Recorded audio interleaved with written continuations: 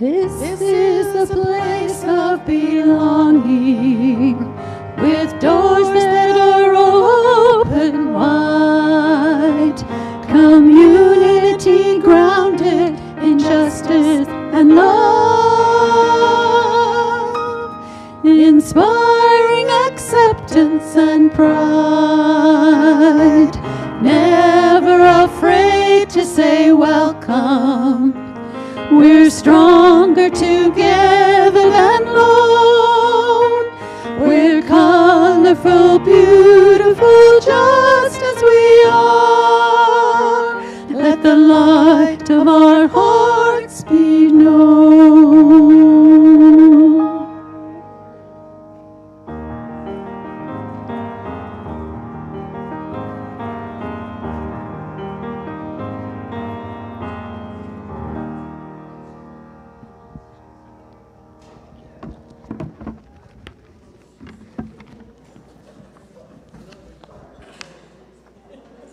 Welcome.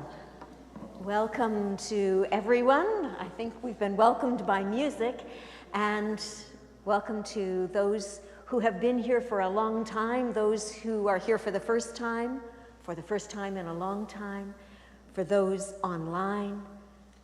And this is our space of diversity and welcome to all sizes, all genders, all colors, all cultures and abilities, all neurotypes and diversity in gender and spirituality,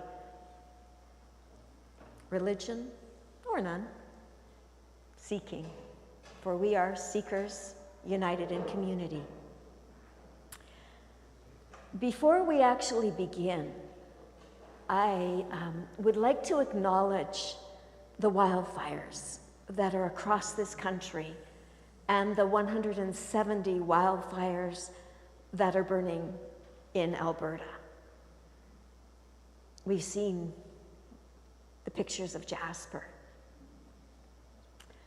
We've seen the pictures of people in the north having to be airlifted out. There's a lot of loss, a lot of devastation, and our hearts and our minds are with them, and particularly with those frontline workers and those administrators who are making the frontline work possible.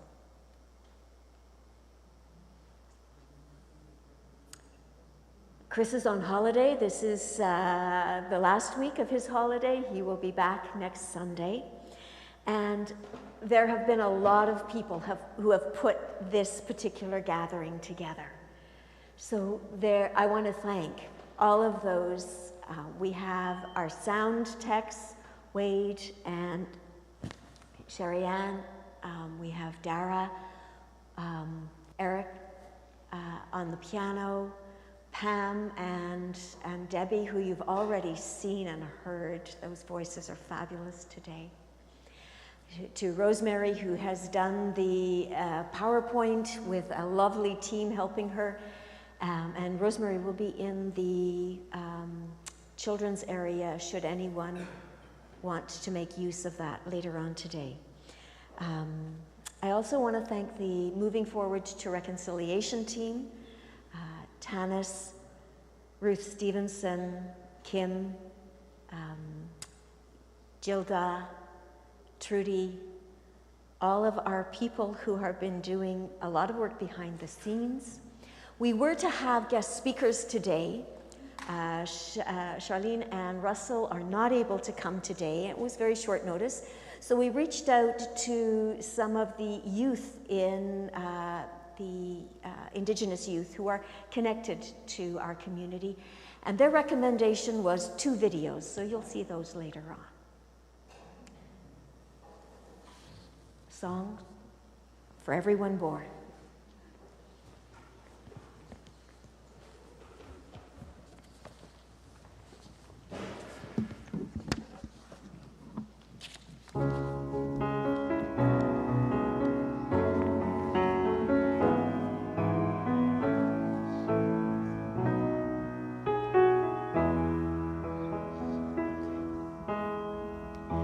For everyone born, a place at the table.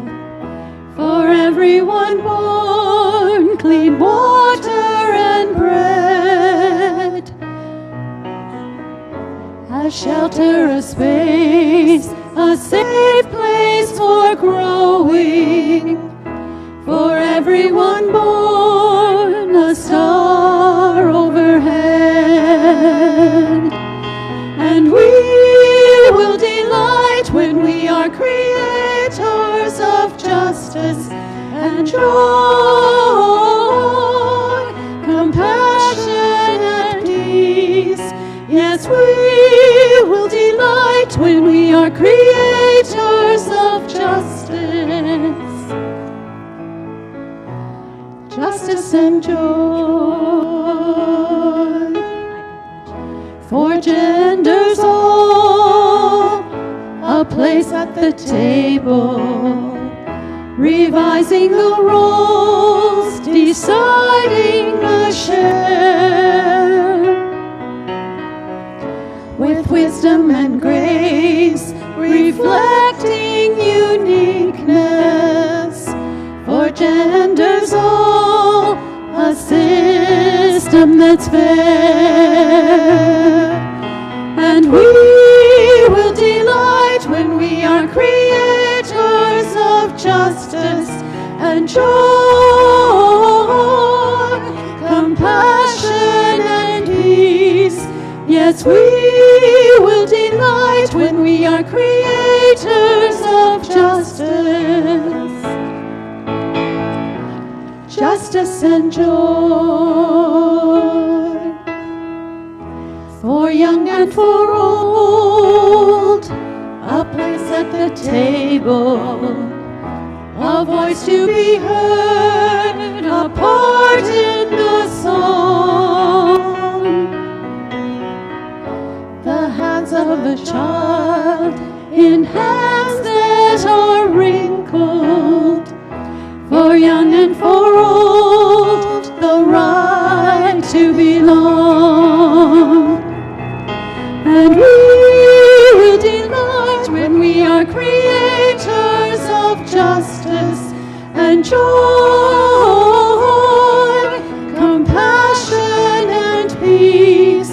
Yes, we will delight when we are creators of justice, justice and joy. Gay and for straight, a place at the table. For ally and queer, a welcoming space. A rainbow of race and gender and color. For gay and for straight, a kinship of grace. And we will delight when we are creators of justice and joy, compassion and peace. We will delight when we are creators of justice,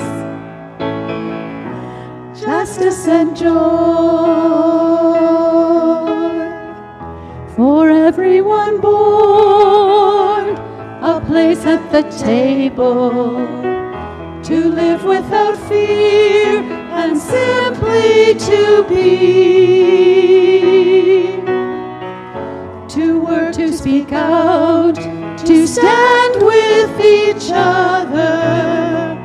For everyone born, the right to be free.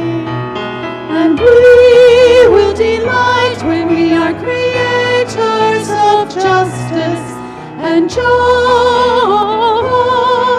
compassion and peace.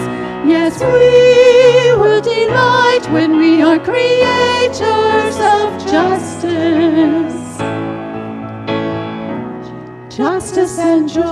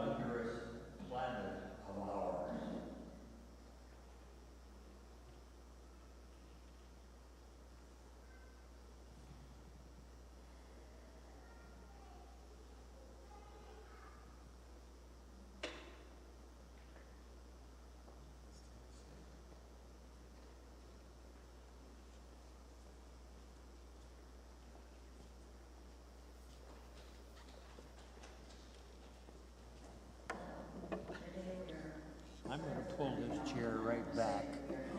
Yeah, and I'm going to sit on this chair.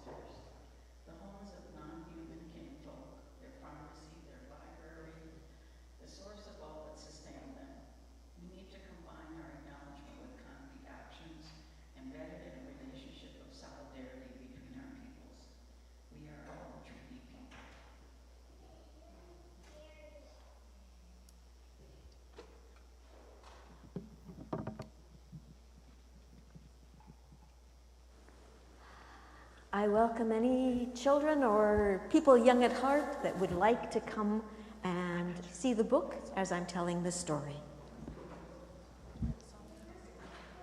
Do you want to sing first? Oh, so my fault. I did it again. Sing first. We get songs first, and then we get to have a story.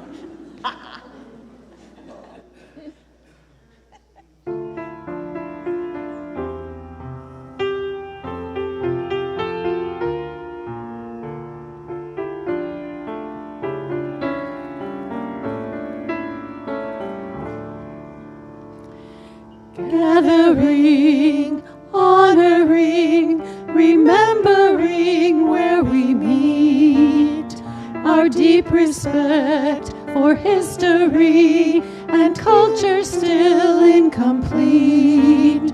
First Peoples land from long before, relationships to restore, enriching and reconciling ways we live and dream for more.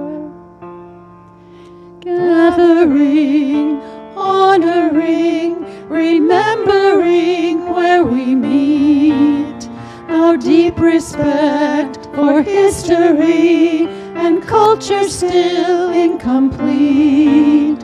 First Peoples land from long before, relationships to restore, enriching and reconciling ways we live and dream for more.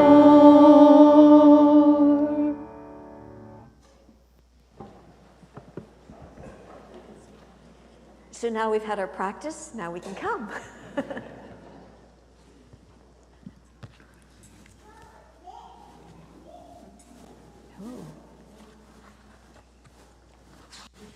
Hello, welcome.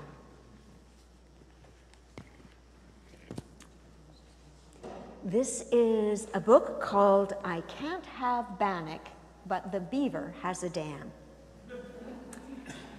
It was written by Brunelda Wielder, and Brunelda Wielder and my mother had a lot of very interesting conversations. She is of Cree and Saulteaux ancestry. And so it's one of my very favorite books, not only because it's a good book, but also because it's one that I've had in my house since it was written.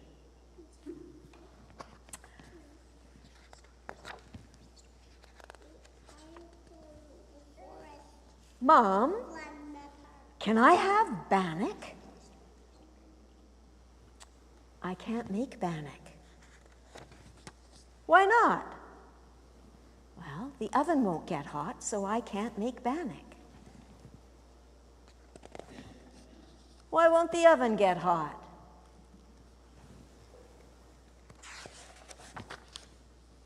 Because the electricity is off.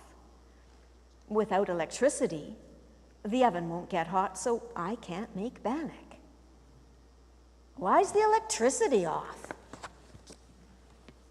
Because the power lines are down. Without power lines, the electricity is off. And without electricity, the oven won't get hot, and I can't make bannock. Why did the power lines go down? A big tree fell on the power lines, and it knocked them all down. So, without the power lines, the electricity won't work, and without electricity, the oven won't get hot, and without the oven getting hot, I can't make bannock. Why did the big tree fall down? A beaver chewed the tree, and the big tree fell down and knocked the power lines down, and without the power lines, the electricity went off, and without the electricity, the oven won't get hot, and, well, I can't make bannock. Why did the beaver chew the tree? The beaver needed the tree to make a dam, so the beaver chewed the tree, and the tree fell down and knocked the power lines down. And without the power lines, the electricity won't work, and with no electricity, the oven won't get hot, and I can't make bannock. Where's Dad? Well, Dad's gone to put the power lines back up. When the power lines are up, then the electricity can go on, and with the electricity on, the oven will get hot, and when the oven's hot, I can make bannock, and the beaver still has his dam.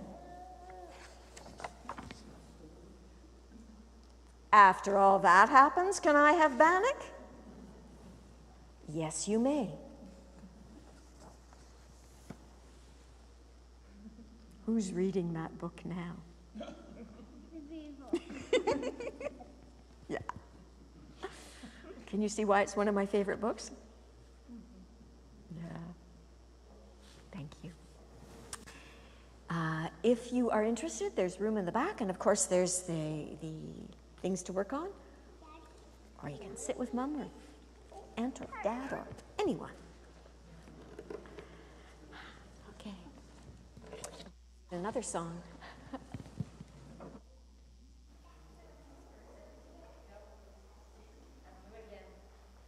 Oh yeah, David. It is a song. Yeah, our story. I hope that was a song. Our story.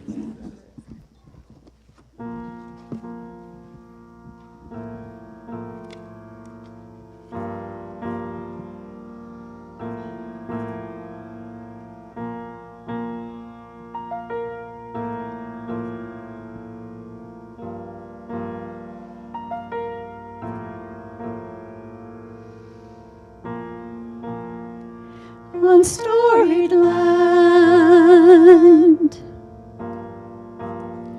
on shared green grass, we celebrate the joy of this good earth, this sacred place, a charted land. It's we place our thanks for all that's home. We move from hurt to partnership, as one with land and sea, all humanity.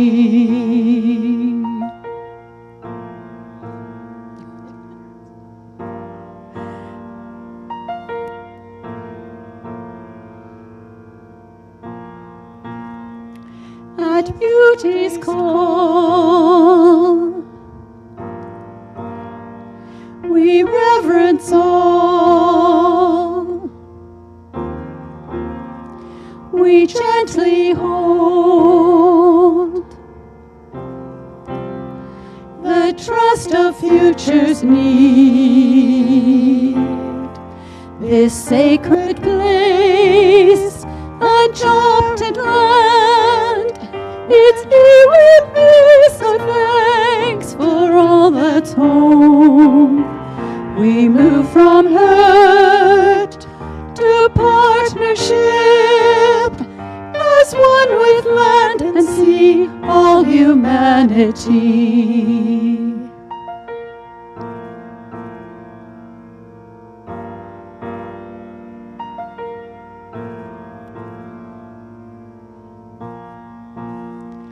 We honor those, the first ones here, the land's lament, ancestral shame and hurt, this sacred place and cherished land, where all relations bless and tend our home. We join in trust, in partnership, as one with land and sea, all humanity.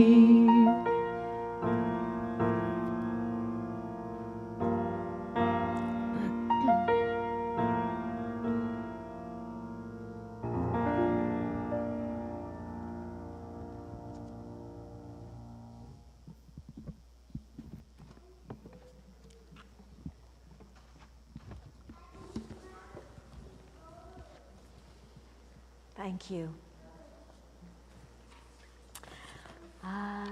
There are a number of invitations that we'd like to bring forward. Of course, there's so much going on, always, even though it's summer. The first is a save the date. There will be a concert here in this space that will be a lot of fun, good music, and it will be moving a few funds into the refugee coffers. So we've got 2 young men from Ethiopia, they're Eritrean now in Ethiopia, and 2 Sudanese who are 3 Sudanese siblings who are now in Uganda. And we're hoping that they will be here in the next months. And we have a Syrian family that's just beginning all that application process. And so we are moving forward on that front. There is always things happening within our city. And last week we heard from CHU, that is the Community Health Empowerment and Wellness Project out of the University of Alberta. And Joshua asked that we announce that he said last week that any checks could be written to CHU, but they should be written to the University of Alberta, and the subject line or that note on the bottom would be the CHU project. And of course, the community is sustaining so much, and we as a community are sharing our time, our talents, and our treasures. And so we thank you for all of that.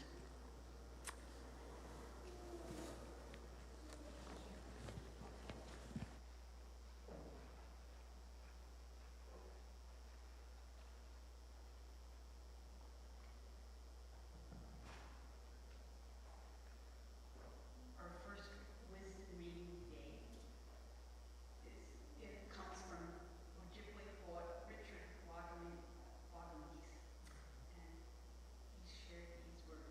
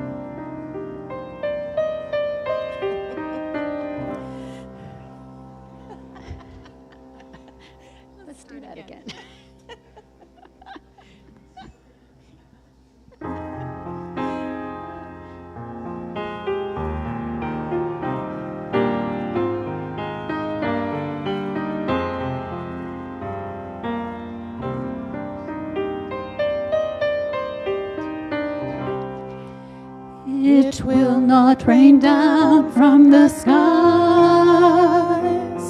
It will not spring up from the ground. It will not exist just because there is need, or just happen to be found. It will not rise up with the dawn. It will not roll in with the sea.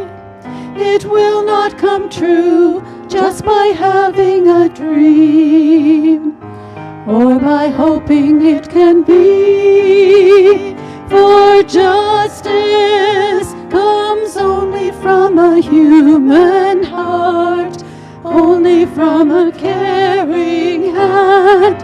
Justice comes only from a strong, brave soul who dares to take a stand.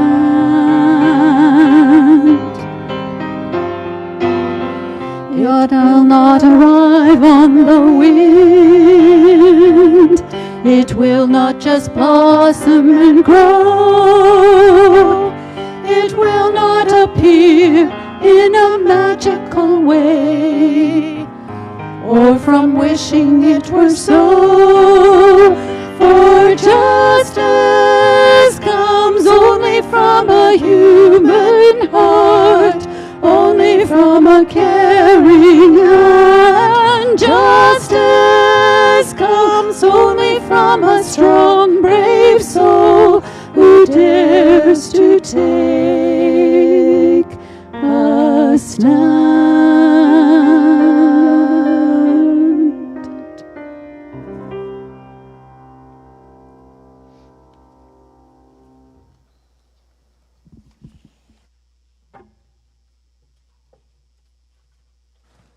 Thank you.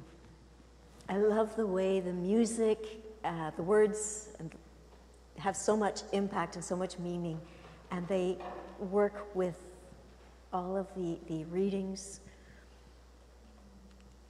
We need to hear so much, and one of the youth who suggested we watch the following videos said that this was from a website that was set up after the Truth and Reconciliation gave its report 9 years ago. 9 years ago. And the idea was, they suggested this would be a really good background introduction to what the Truth and Reconciliation Committee heard and shared.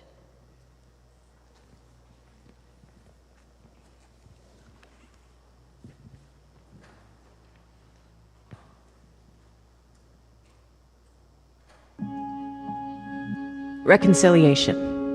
It's a word you often hear, especially when discussing the relationship between Indigenous and non-Indigenous peoples.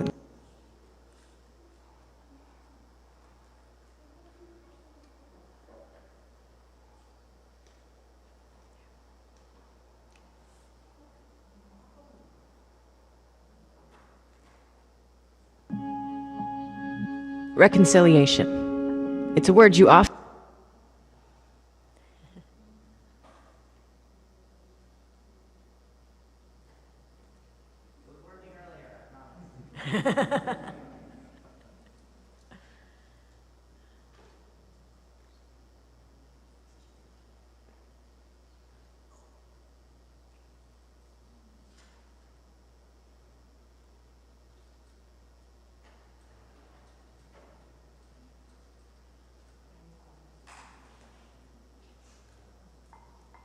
That's the next one.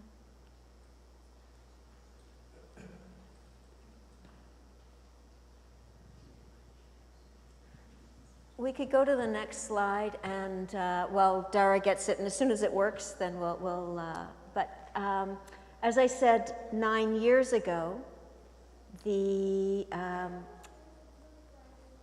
report was tabled, and CBC started a website that tracked how well those calls were being responded to.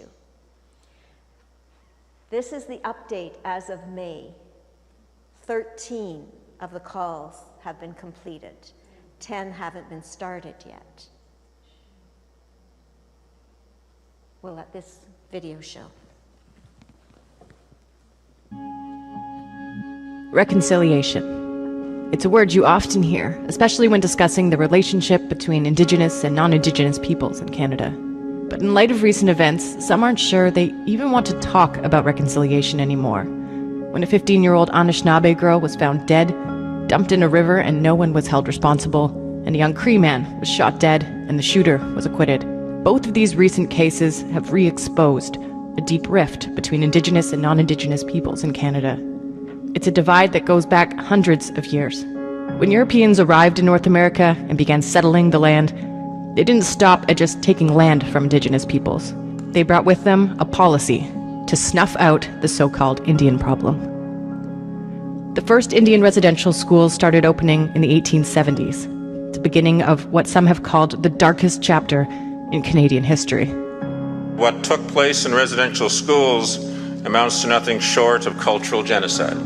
By 1920, the Indian Act was amended to make it mandatory for status Indian children to attend residential school. When their parents refused to send them away, police showed up and forcibly took them. It's estimated that 150,000 children were taken from their families and placed in these schools where they were stripped of their culture and their language. The goal was assimilation, to quote, kill the Indian in the child. Thousands of children died, with some estimates saying the mortality rate was as high as 60% in some of the schools. Those who survived have shared horrific stories of physical, sexual, and emotional abuse. The last residential school closed in 1996. The impacts of those institutions are still palpable today. Indigenous communities have shown incredible resilience in the centuries since Europeans arrived, but the impacts of intergenerational trauma and colonization still run deep. In 2007, the largest class action settlement in Canadian history recognized the damage inflicted by residential schools. Canada formally apologized the following year. These objectives were based on the assumption that Aboriginal cultures and spiritual beliefs were inferior and unequal.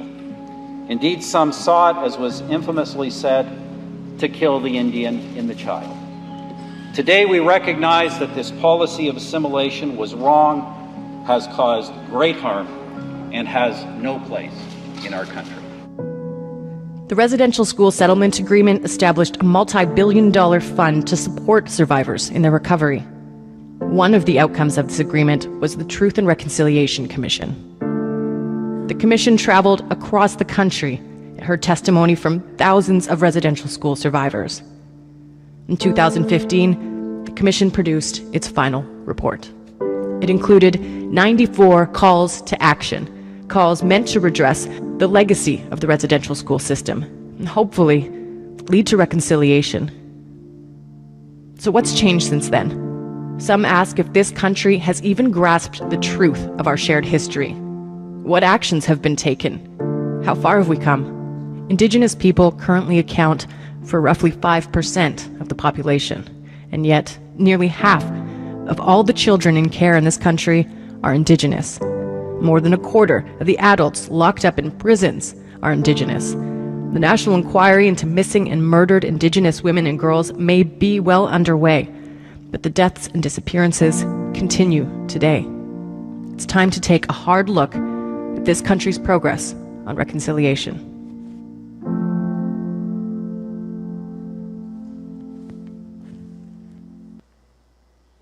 I recommend the website. Yeah, it's got lots of good information that is very current. It is said that change works at the speed of trust. And so it works very slowly. But many of you will have seen the news Friday. On Friday, the Supreme Court of Canada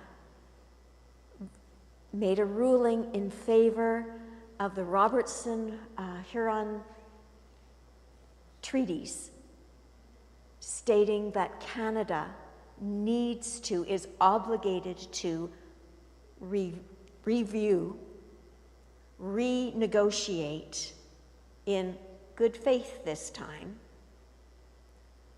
the treaties and making this both retroactive and moving forward. The government has 6 months to complete this.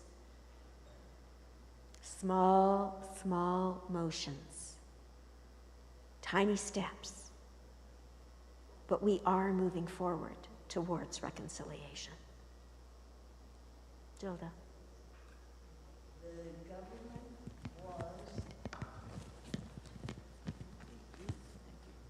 The government was paying the Abbey people $4 a year to begin with. They said they would update that from time to time. They never did it. And the Supreme Court told them to get off their butt and start paying these people proper compensation. Yeah. And it's, the treaty started 175 years ago. The idea was the indigenous peoples left the claim of the mineral rights, resource rights for those lands. The government said they would pay them fair compensation for the mineral rights. Haven't. So we have tiny steps moving forward. And the next video is Murray Sinclair and his hope for the future. It's an old video, but having heard him just less than a year ago, he was saying exactly the same things. And so there is hope, but we have to do the work. Hope is setting a goal and moving towards it. The Truth and Reconciliation Commission released its final report and put forward 94 calls to action. CBC has taken a hard look at how far we've come and how far we have left to go on the road to reconciliation. Senator Murray Sinclair was a Truth and Reconciliation Commissioner and wrote the 94 calls to action. I sat down with him and asked him if Canadians today were better informed about residential schools. Absolutely. I don't think there's any question of that. I think the question, though, is whether they're more motivated than they were on the day the report was released. And because over time, the energy from events like that tends to wane and drop off. So I think among the public, the public still largely struggles with the question of what can we do about it. I guess for people that maybe don't know anything about the Truth and Reconciliation Commission, how would you explain it to them? So Truth and Reconciliation Commission was about giving a forum to the survivors and also to those who had worked in the schools to be able to come together in a process to address what had happened in the schools, but also what had happened in this country. When you were writing the calls to action, who did you have in mind? You, young Indigenous people, because I always said at that time in 2015, we were faced with a federal government that had already indicated that through their own actions, not so much through words, but through their actions, that they were unlikely to pick up the calls to action and do anything with them. And in the event that they continued in power, we said that we were writing this for those people who wanted the tools to be able to do something about this. And the phrase I used to use with the staff is that we have to write this for the reasonable. I know that there's a lot of people that don't believe in reconciliation after Cormier and the Gerald Stanley verdict. What would you say to those people that feel like reconciliation isn't possible anymore? Well, reconciliation is inevitable. I mean, you're always going to have a relationship with this country, with other people in this country. The question is, what kind of relationship do you want? And if you want to have a relationship of distance, then have a relationship of distance, but just know how to have it. We've seen all of the headlines about Senator Lynn Bayak. What would you say to people who think that the residential schools didn't have that much of an impact on Indigenous kids? Well, what I've said to her, and that is that the only way you'll know is to talk to them. And don't talk to them and then ignore what they're telling you and make up stuff, which is what she tends to do.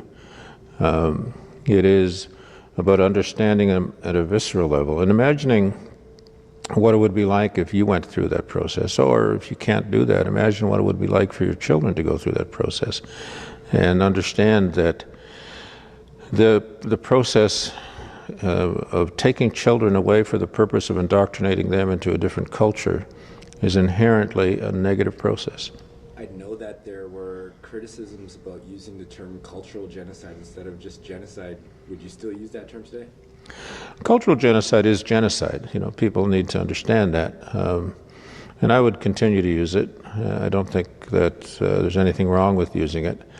I think it has meaning. And it's more descriptive of what the process was really all about. The schools were not put in place for the purpose of killing the children. The schools were put in place for the purpose of killing the culture in them. And that's what we wanted people to understand, this process. And other processes are all about too. The child welfare system does the very same thing, because they fail to recognize the importance of that culture to Indigenous children. They think that there is no culture. They've convinced themselves of that, without realizing, in fact, that that's a cultural value that they live with. Only 10 of the calls to action have been completed out of the 94. How do you feel about that? I'm surprised any have been completed, quite frankly. It's only been 2 years. How do you think the government has performed in terms of their obligations in the calls to action? The federal government? Well, they haven't performed very well. I don't think there's any question of that. I think we're beginning to see some change, and in my conversations with government leaders, I always said, you don't have a plan, and we gave you a plan. The TRC calls to action are a plan. Pass a royal proclamation on reconciliation, create a covenant on reconciliation, and invite the provinces and the territories and the First Nations leaders and the Métis leaders and the Inuit leaders and the church organizations, all of whom have contributed to this relationship, to sign the covenant on reconciliation. What would you say to people who aren't sure of how to get involved in reconciliation? What advice would you have for them? Well, I always tell them you're already involved, whether you like it or not. This is not an audience sport. You know, reconciliation is a participant sport, and they're already engaged. So the question is, how are you engaged? And how do you want to change your engagement? That's the real question. And when people ask me, what can I do? I will say, well, first of all, read the report. Read the summary, at least. I think it's a worthwhile endeavor.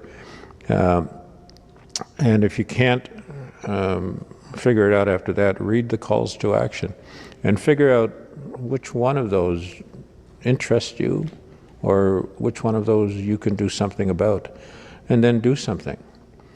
Because people who can should. What makes you hopeful for the future? You. And others like you. Because you have an interest in making change. You have children, and your children will have children. And we believe in our children. We believe that we have an obligation to make change for our children. And that's what's key. As long as we have that belief in the need to improve the future, then the future will be improved.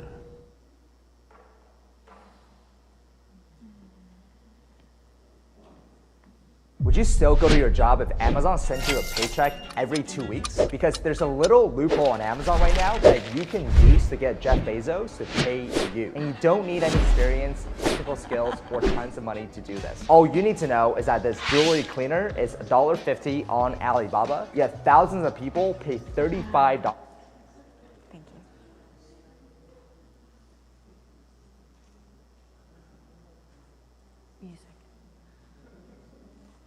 So music for reflection.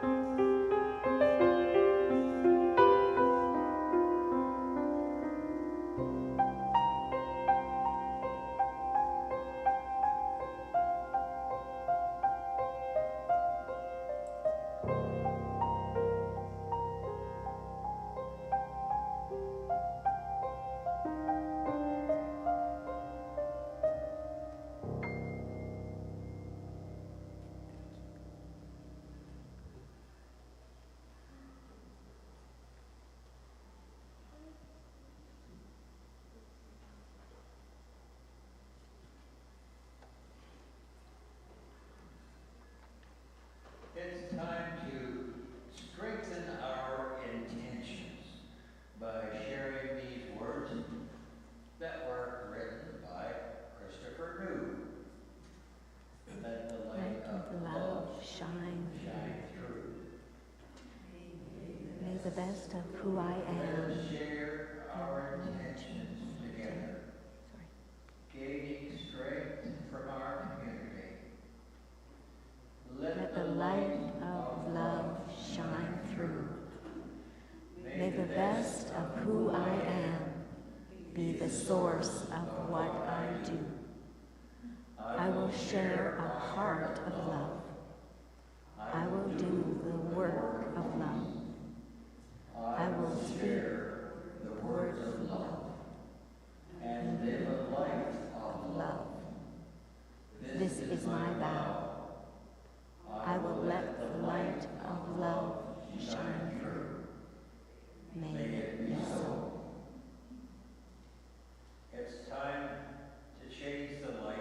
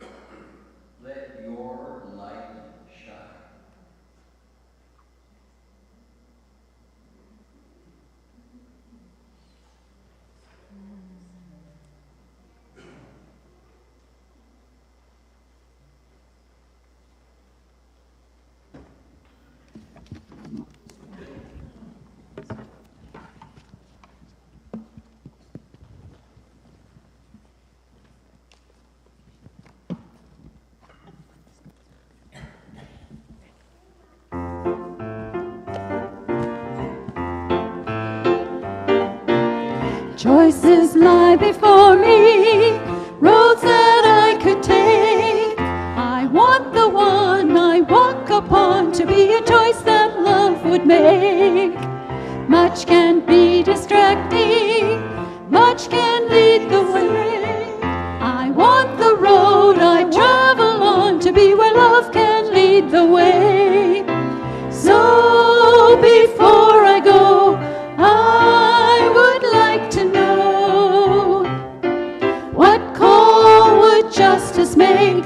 What path would kindness take? What would a little more wisdom see? What would courage set free? What would compassion say? What might just save the day? These are all one question. What would love do now? What would love do now? Every new decision, whether large or small, can have an impact far beyond what I may ever see at all. I can't know the outcome standing at the start, but at the end I hope I find that it was love that moved my heart.